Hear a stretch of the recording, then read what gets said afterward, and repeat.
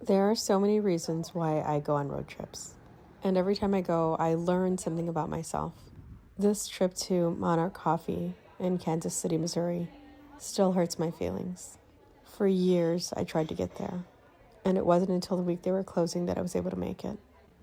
I've always wanted to be a wife and mom. I've known that from a very young age. This is the first road trip where I understood that I needed a separation between work and family life. Because for every reason that I came here, I wasn't able to actually experience the cafe. I still feel a heavy ache when I think about how much time was lost on this trip, where I didn't get to meet with Jamie and Tyler like I wanted to, where I only got to eat a few snacks because the kids were hungry and they were tired, and I had a project I needed to complete this weekend. Every time I'm with my family, I make the most of my time because they really are so little, and these years are going by so quickly.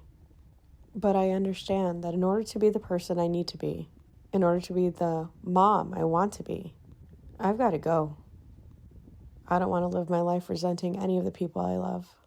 And if they're with me, I'm playing house.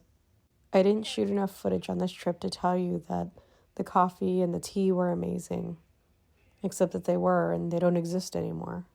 I did leave my family one night to go over to the cafe, and as soon as I got there, the doors closed. So I live with regret that I didn't make it sooner and that I didn't prioritize myself more to do the things that I wanted to do.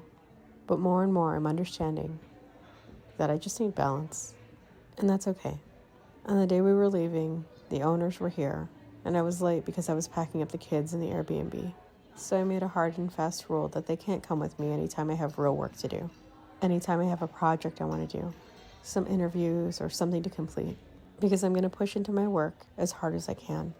And because when I'm with my family, that's really the only place I want to be. I don't think they'll enjoy these road trips until they're much older anyway.